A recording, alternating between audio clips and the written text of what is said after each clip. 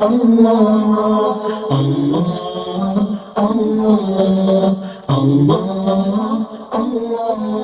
ہم تفسیر برائے تفسیر یا صرف حصول علم کا ذریعہ نہ سمجھیں بلکہ اس کے ذریعے ہم اپنی لائف کو چینج کرنے کی کوشش کریں۔ اور بچہ کیا دیکھے گا، ارے واہ اس میں تو میوزک ہے، اس میں تو لائٹ ہے، میں نے یہ لینا ہے۔ مطلب آپ کا دیکھنے کا انداز اور ہے، پیرنٹس کا اور ہے، ایسے ہی ہمارا دیکھنے کا انداز اور ہوتا ہے اور ہمارے اللہ کا دیکھنے کا انداز اور ہوتا ہے۔ الحمدللہ رب العالمین والصلاة والسلام علی سید المرسلین وعلی آلہ واصحابہ اجمعین، اما بعد رب اشرح لی صدری ویسر لی امری واحلل عقدۃ من لسانی یفقہوا قولی رب زدنی علما رب یسر ولا تعسر وتمم بالخیر، اما بعد اعوذ باللہ من الشیطان الرجیم، بسم اللہ الرحمن الرحیم۔ السلام علیکم ورحمۃ اللہ وبرکاتہ۔ مارننگ وتھ قرآن کے سیگمنٹ 1 ورس 1 ڈے کو ہم شروع کرتے ہیں اس دعا کے ساتھ کہ اللہ تعالیٰ کو ہمیں قرآن کو سمجھنے اور اس پر عمل کرنے کی توفیق عطا فرمائے۔ یعنی قرآن کی تفسیر کو ہم تفسیر برائے تفسیر یا صرف حصول علم کا ذریعہ نہ سمجھیں بلکہ اس کے ذریعے ہم اپنی لائف کو چینج کرنے کی کوشش کریں اور اللہ تعالیٰ ہمیں اس چیز کی توفیق دے۔ بلا شبہ یہ ایک بہت بڑی سعادت ہے۔ ہفتے کے پہلے 5 دن جو ہوتے ہیں نا، منڈے ٹو فرائیڈے، 5 آیات کو ہم سمجھتے ہیں، روز کی ایک آیت کو، اور الحمدللہ سورۃ البقرہ کی ورس نمبر 201 آج ہم کریں گے۔ بڑی ہی خوبصورت دعا ہے۔ آپ سمجھے یہ وہ دعا ہے جو قرآن ہمیں سکھاتا ہے، اور بھی بہت سی دعائیں قرآن ہمیں سکھاتا ہے، لیکن چونکہ بات چلی آ رہی ہے حج کی، تو حج کے جو ہے سینیریو میں یہ دعا ہمیں سکھائی گئی ہے کہ حج کے دوران مانگنے والی بہت سی دعائیں ہیں، جن میں سے ایک خوبصورت ترین دعا یہ ہے۔ اور ویسے بھی بحیثیت مسلمان ہم جتنی دعائیں بھی اللہ تعالیٰ سے مانگتے ہیں، ان میں سے یہ انتہائی مختصر، انتہائی جامع اور یاد کرنے میں بھی بے حد آسان دعا ہے۔ لیکن آج ہم اس دعا کو سمجھیں گے، اور آپ جانتے ہیں کہ جب ہم طواف کعبہ کر رہے ہوتے ہیں تو جو آخری طواف ہوتا ہے اس میں اس دعا کو ضرور پڑھنا چاہیے، اس طواف میں یہ دعا پڑھی جاتی ہے۔ تو اللہ تعالیٰ نے کیا فرمایا ہے، آئیے دیکھتے ہیں کیا دعا ہمیں۔ بسم اللہ من الشیطان الرجیم، بسم اللہ الرحمن الرحیم۔ وَمِنْهُمْ مَنْ يَقُولُ رَبَّنَا آتِنَا فِي الدُّنْيَا حَسَنَةً وَفِي الْآخِرَةِ حَسَنَةً وَقِنَا عَذَابَ النَّارِ۔ ان میں سے ایسے بھی ہیں جو یہ کہتے ہیں کہ اے ہمارے رب ہمیں دنیا میں اچھا دے اور آخرت میں بھی اچھا دینا، وَقِنَا عَذَابَ النَّارِ، اور ہمیں آگ کے عذاب سے بچا لے۔ اے اللہ ہمیں دنیا میں بھی ہاسا نہ دے اور آخرت میں بھی۔ پیچھے کیا بات ہو رہی تھی، اللہ تعالیٰ نے فرمایا کہ بہت سے لوگ ایسے ہیں، آیت نمبر 200 میں، کہ جو یہاں پر آتے ہیں اللہ کے گھر پیسہ خرچ کر کے، جانی اور مالی قربانیاں کر کے یہاں پر آتے ہیں، اور جیسے ہی مناسک حج سے فارغ ہوتے ہیں گپوں شپوں میں مصروف ہو جاتے ہیں اور اپنے بڑوں کی اچھائیاں بیان کرنی شروع کر دیتے ہیں، نامے اپنا حسب نسب، جبکہ ہونا کیا چاہیے کہ اللہ کو یاد کرنا چاہیے اور اللہ سے دعائیں مانگنی چاہیے۔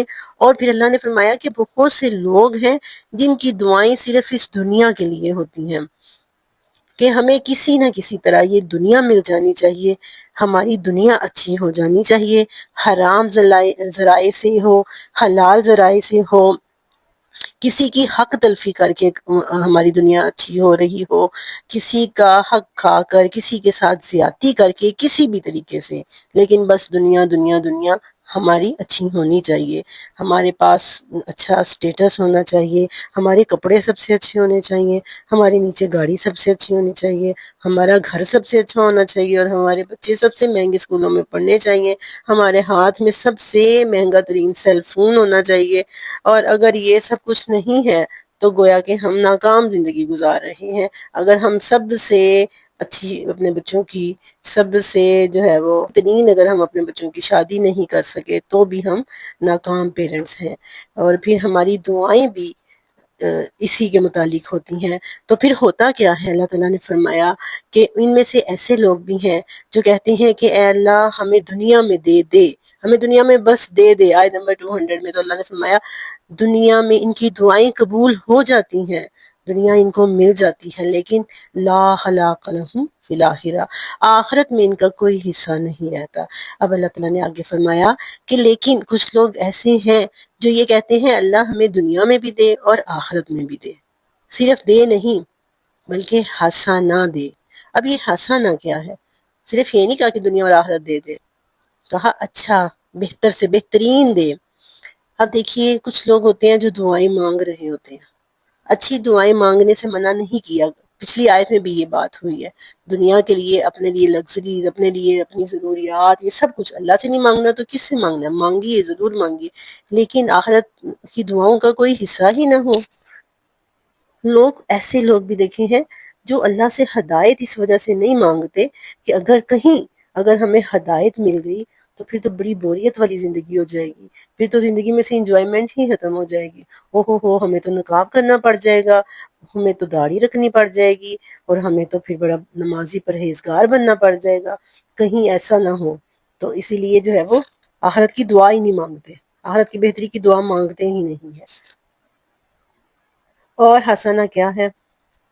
حسنہ ہے، بہت سے لوگ ہوتے ہیں جو بڑی کسی چیز کے لیے دعا مانگتے ہیں، اور میں نے دعا قبول ہونے کے بعد بہت سے لوگوں سے یہ کہتے ہوئے سنا ہے کہ کاش میں نے یہ دعا نہ مانگی ہوتی۔ اکثر ایسے ہوتا ہے نا، اکثر ایسے ہوتا ہے، کوئی چیز ہمارے حق میں بہتر نہیں ہوتی لیکن ہم اللہ سے مانگ رہے ہوتے ہیں، ہم ضد کر رہے ہوتے ہیں، اور اللہ وہ ہمیں دے دیتا ہے، اور پھر ہمیں احساس ہوتا ہے کہ یہ ہمارے لیے بہتر نہیں ہے۔ اللہ ہی جانتا ہے ہمارے لیے بہتر کیا ہے، اسی لیے بہتر کیا اللہ اگر یہ میرے لیے بہتر ہے تو مجھے ضرور دے۔ اے اللہ اگر یہ میرے لیے بہتر ہے، یہ نہیں کہنا تو چاہے تو دے دے۔ حدیث میں آتا ہے، نبی پاک صلی اللہ علیہ وسلم نے فرمایا کہ اے اللہ اگر یہ میرے لیے بہتر ہے تو یہ مجھے ضرور دے، تو دینے پہ قادر ہے، تو دے سکتا ہے، اللہ تو مجھے یہ چیز دے، لیکن اگر میرے لیے بہتر ہے تو، اگر بہتر نہیں ہے تو نہ دے۔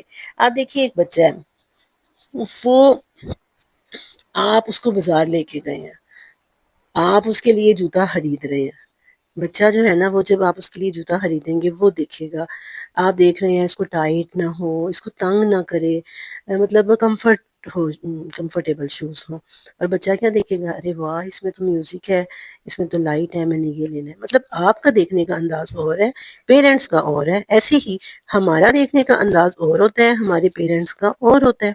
اور ایسے ہی حسنہ میں یہ بھی آتا ہے کہ اکثر ایسے ہوتا ہے ہم اللہ سے مانگتے ہیں، نعمتیں مانگتے ہیں، اللہ ہمیں وہ نعمتوں سے نواز دیتا ہے، پھر کیا ہوتا ہے ہم ان نعمتوں میں اتنا مگن ہو جاتے ہیں کہ ہم اللہ ہی کو بھول جاتے ہیں، دینے والے کو بھول جاتے ہیں، وہ بھی حسنہ میں نہیں آتا۔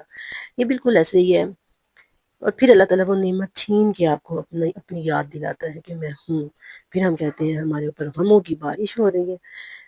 تو یہ بالکل ایسے ہی ہے جیسے آپ کا بچہ ہے گھر میں، تو آپ اس کے لیے سیل فون لے کے آتے ہیں، فون لے کے آئے ہیں کہ آپ کا اس سے رابطہ ہو سکے، ضرورت کے وقت اس کے کام آ جائے، لیکن بچہ کیا کرتا ہے؟ بچہ جہاں بیٹھا ہے فون پہ، آپ اس کو بلا رہے ہیں وہ نہیں آتا، آپ کو اس سے کام ہے وہ پھر بھی نہیں آئے گا، آپ اس کو کہہ رہے ہیں کھانے کے لیے آ جاؤ وہ نہیں اٹھ کے آتا، آپ اس کو کہیں گے نماز کا ٹائم ہو گیا اٹھ کے نماز پڑھو، وہ پھر بھی فون پہ لگا ہوا ہے۔ پھر آپ کیا کریں گے؟ آپ کہیں گے یہ تو اسی کا ہو کے رہ گیا، میں ایسا کرتا ہوں میں اس سے فون لے ہی لیتا ہوں۔ تو ایسے ہی جب اللہ تعالیٰ کا ہمیں بے انتہا نعمتیں دے دیتا ہے، ہم اللہ کو بھولنا شروع ہو جاتے ہیں، تو وہ نعمتیں جو ہمیں اللہ سے دور کر دیں وہ بھی حسنہ میں نہیں آتی۔ یہ دوسری ڈیفینیشن ہوئی حسنہ کی۔ اور تیسرا یہ کہ جس سے ہماری آخرت خراب ہو رہی ہو وہ نعمت کبھی بھی حسنہ نہیں ہو سکتی۔ اس لیے سب سے بہترین جو آتنا فی دنیا حسنہ وہ یہ ہے کہ اللہ تعالیٰ دنیا میں آپ سے کوئی ایسا کام لے لے، اپنے دین کا کام، اپنے دین کی خدمت، قرآن کی خدمت، کوئی ایسا کام لے لے جس سے آپ کی دائمی و ابدی آخرت سنور جائے، وہ ہے آتنا فی دنیا حسنہ، آپ کو دین کی سمجھ بوجھ مل جائے۔ اسی کو تو حدیث میں کہا نا کہ جس کو دین کی سمجھ دی گئی اس کو خیر کثیر عطا کی گئی۔ تو تیسری چیز یہ ہوئی کہ وہ نعمت جس سے آپ کی آخرت سنور جائے وہ حسنہ میں آتا ہے۔ تو اللہ تعالیٰ سے جب بھی دعا کرے یہی دعا کریں کہ ربنا آتینا فی الدنیا حسنہ وفی الآخرۃ حسنہ، اور آخرت بھی بہتر سے بہترین دے، کہ اعلیٰ سے اعلیٰ مقام ہمیں آخرت میں ملے۔ تو وہ تبھی مل سکتا ہے نا جب ہماری دنیا میں ہم کچھ اچھا کر کے گئے ہوں، کچھ اچھا مانگ کے گئے ہوں۔ ایسے مفسرین، محدثین، اسکالرز کے بارے میں بھی ہم نے پڑھ رکھا ہے کہ جنہوں نے اس وجہ سے دعا مانگنی چھوڑ دی تھی کہ وہ دعا مانگتے تھے اور ان کی دعا قبول ہو جاتی تھی، تو انہیں اس چیز سے ڈر لگتا تھا کہ کہیں ایسا نہ ہو، کہیں ایسا نہ ہو کہ ہمیں دنیا میں ہی سب کچھ مل جائے، پچھلی آیت کے مطابق جو اللہ تعالیٰ نے فرمایا کہ لا خلاق لہم فی الآخرہ، کہ آخرت میں ان کے لیے کوئی حصہ نہیں رہے گا۔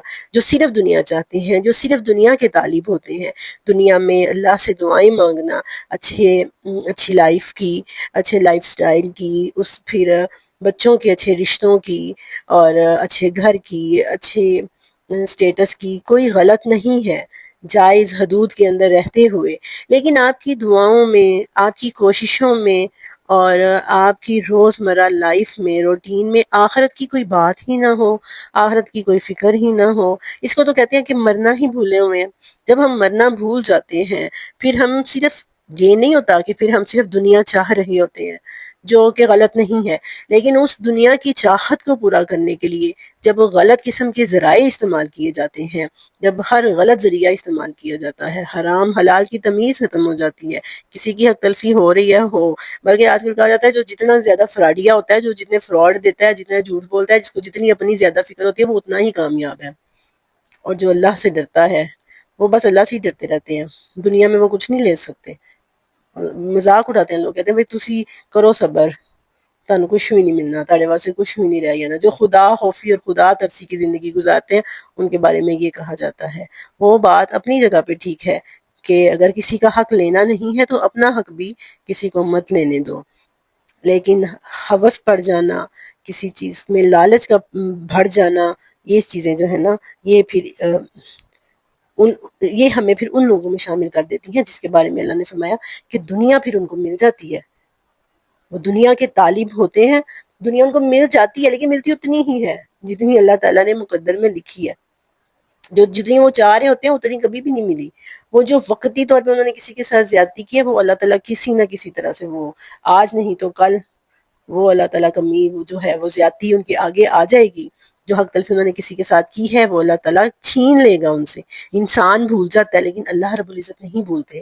اگر کوئی اپنی دنیا بہتر کرنے کے چکروں میں دوسروں کی دنیا خراب کر رہے ہیں، وقتی طور پہ اللہ تعالیٰ ان کو کامیابیاں دے دیتا ہے، لیکن اللہ تعالیٰ بھولتا نہیں ہے۔ آخرت میں تو سزا دینی ہی دینی ہے، دنیا میں بھی ان کو اتنی ہی ملنی ہے جتنی ان کی قسمت میں لکھی ہے۔ وہ چاہے لاکھ بھاگ دور کریں، جتنی مرضی کوشش کریں۔ تو اسی لیے حضرت علی رضی اللہ تعالیٰ عنہ فرمایا کرتے تھے کہ اس دنیا کے پیچھے مت بھاگو، جتنا بھاگو گے یہ تمہیں اپنے پیچھے لگائے گی، تھکا دے گی، تمہیں تھکا دے گی اور بیمار کر دے گی، اور آخرت کے پیچھے بھاگو، دنیا بھاگتی ہوئی تمہارے پیچھے آئے گی، دوڑتی ہوئی تمہارے پیچھے آئے گی۔ تو اللہ تعالیٰ سے دعا ہے، یہ دعا ربنا آتینا فی الدنیا حسنہ وفی الآخرۃ حسنہ وقنا عذاب النار، آمین۔ وآخر دعوانا ان الحمد للہ رب العالمین وما علینا الا البلاغ المبین۔